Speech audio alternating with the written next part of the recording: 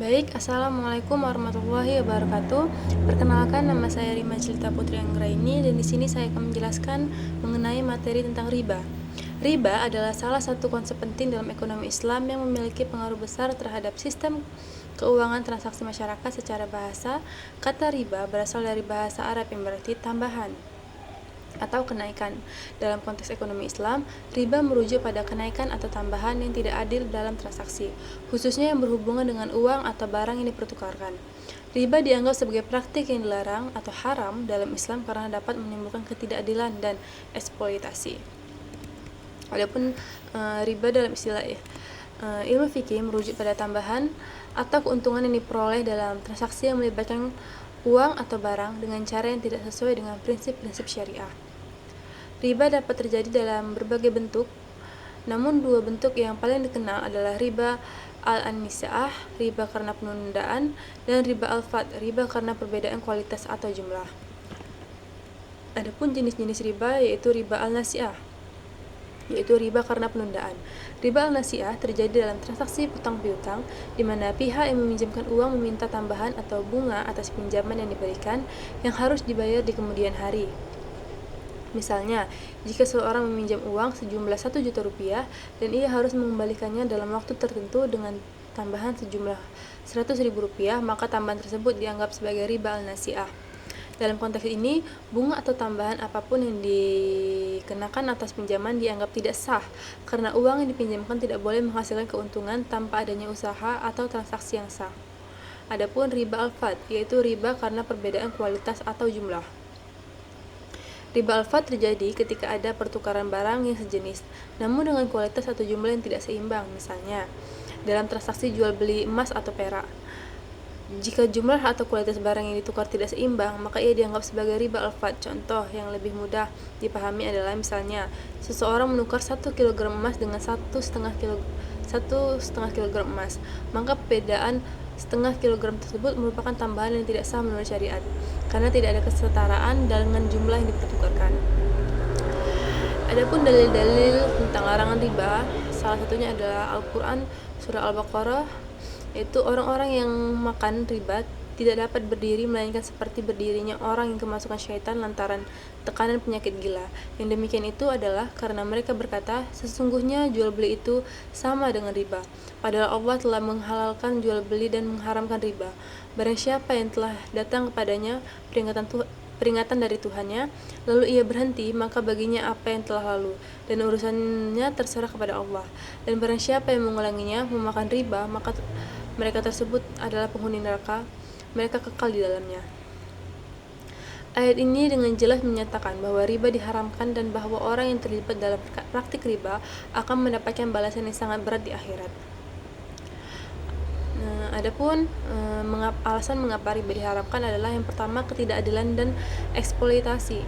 Riba dapat menyebabkan ketidakadilan karena pihak memberi pinjaman memperoleh keuntungan tanpa berusaha, sedangkan pihak yang meminjam terpaksa membayar lebih dari yang seharusnya, yang bisa menyebabkan penderitaan dan eksploitasi. Adapun merusak keseimbangan ekonomi. Riba menyebabkan distribusi kekayaan yang tidak merata, karena hanya pihak yang memegang modal pemberi pinjaman yang diuntungkan, sementara peminjam yang membutuhkan bantuan justru dibebani dengan utang yang lebih berat. Selanjutnya, meningkatkan ketergantungan pada hutang. Riba seringkali memperburuk situasi peminjaman yang terjadi dalam hutang berkelanjutan, karena bunga yang harus dibayar mengkumulasi jumlah hutang mereka. Ini dapat menambah beban kehidupan dan merusak kehidupan ekonomi individu. Selanjutnya, mengurangi kejujuran dalam transaksi. Karena bunga adalah tambahan yang dikenakan tanpa ada usaha yang sah atau pertukaran yang adil, maka transaksi yang melibatkan riba bisa merusak prinsip kejujuran dalam transaksi jual beli atau pinjam meminjam. Contoh riba dalam kehidupan sehari-hari, misalnya bunga pinjaman bank. Salah satu contoh yang paling umum dari pihak praktik riba dalam kehidupan sehari-hari adalah bunga yang dikenakan oleh bank atas pinjaman yang diberikan kepada nasabah. Ini dianggap riba karena adanya tambahan yang dibebankan tanpa adanya nilai yang setara atau usaha yang sah dari pemberi pinjaman. Contoh lainnya, pinjaman dengan tambahan. Misalnya, seseorang meminjam uang sejumlah 5 juta rupiah dan harus mengembalikannya 6 juta rupiah dalam jangka waktu tertentu. Tambahan 1 juta rupiah itu adalah bentuk riba al-nasi'ah. Contoh lainnya seperti transaksi barang dengan perbedaan yang tidak adil. Misalnya, seseorang menukar 1 kilogram gandum dengan 1,5 kilogram gandum, padahal keduanya memiliki kualitas yang setara, adalah bentuk riba al-fadl karena tidak ada kesetaraan dalam transaksi. Adapun alternatif terhadap riba, yaitu Islam mendorong penggunaan sistem keuangan bebas dari riba dan menawarkan alternatif yang sesuai dengan prinsip-prinsip syariah seperti mudarabah, yaitu sebuah bentuk kerjasama di mana satu pihak menyediakan modal dan pihak lain menyediakan keahlian untuk menjalankan usaha dengan pembagian keuntungan yang telah disepakati sebelumnya. Selanjutnya yaitu musyarakah, bentuk kemitraan di mana kedua belah pihak berkontribusi dalam modal dan berbagi keuntungan serta risiko. Selanjutnya yaitu murabahah, sistem jual beli di mana penjual memberikan harga pokok barang ditambah dengan margin keuntungan yang disepakati tanpa melibatkan bunga atau tambahan yang tidak sah. Selanjutnya yaitu ijarah, sebuah bentuk sewa menyewa di mana pihak menyewa pembayar sewa atas penggunaan barang atau jasa dalam jangka waktu tertentu. Jadi, riba adalah bentuk tambahan yang diperoleh dalam transaksi uang atau barang yang tidak sesuai dengan prinsip-prinsip keadilan dalam Islam. Islam mengharamkan riba karena dapat menyebabkan ketidakadilan, eksploitasi, dan ketergantungan ekonomi yang merugikan pihak yang lemah. Oleh karena itu, umat Islam dianjurkan untuk melakukan transaksi yang adil, transparan, dan tidak melibatkan unsur riba dalam berbagai aspek kehidupan ekonomi. Selanjutnya adalah kesimpulan yang kami dapatkan dari beberapa orang yang kami wawancarai. Berdasarkan hasil dari interview yang didapatkan dari Andin, yang mengatakan bahwa riba itu adalah tambahan keuntungan yang didapatkan dalam transaksi yang tidak adil, khususnya dalam pinjaman uang yang dibebani dengan bunga, yang melanggar prinsip keadilan dalam Islam. Adapun Bella berpendapat bahwa riba mendapatkan keuntungan lebih tanpa memberikan nilai tambah yang nyata. Lukman mengatakan bahwa riba adalah sebuah bentuk ketidakadilan dalam transaksi ekonomi yang memungkinkan kaya semakin kaya sedangkan orang miskin semakin miskin.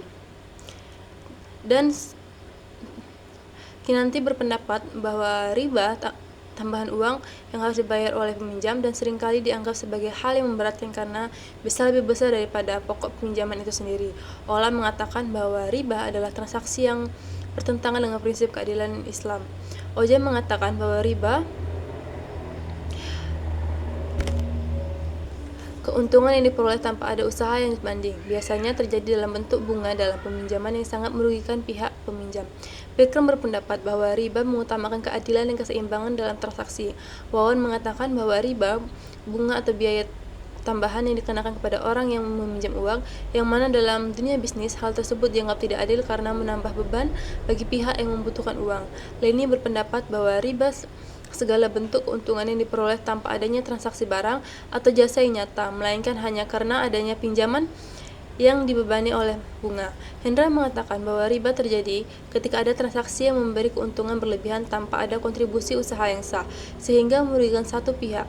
Mutmainah berpendapat bahwa riba tambahan yang diperoleh dalam transaksi yang tidak sah dengan ketentuan syariah, baik dalam jual beli uang dengan uang ataupun barang dengan barang yang menggunakan unsur eksploitasi keuntungan yang tidak wajar.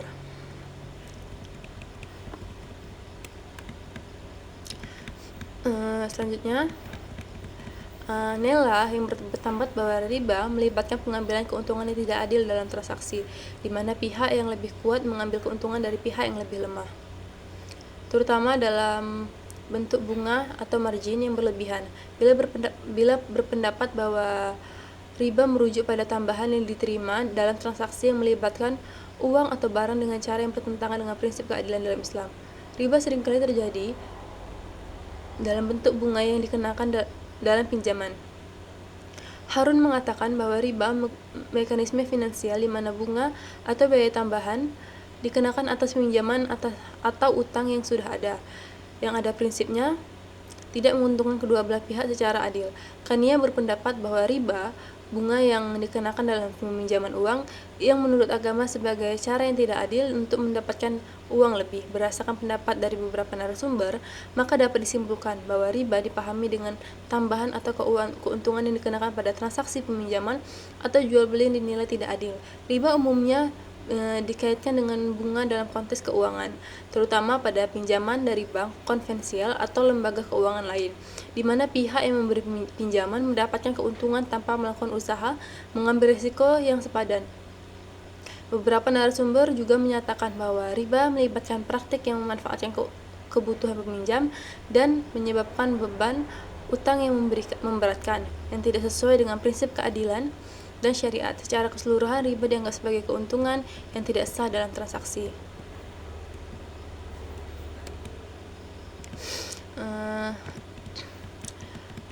Keuangan karena menyebabkan ketidakadilan dan memberikan pihak yang berutang,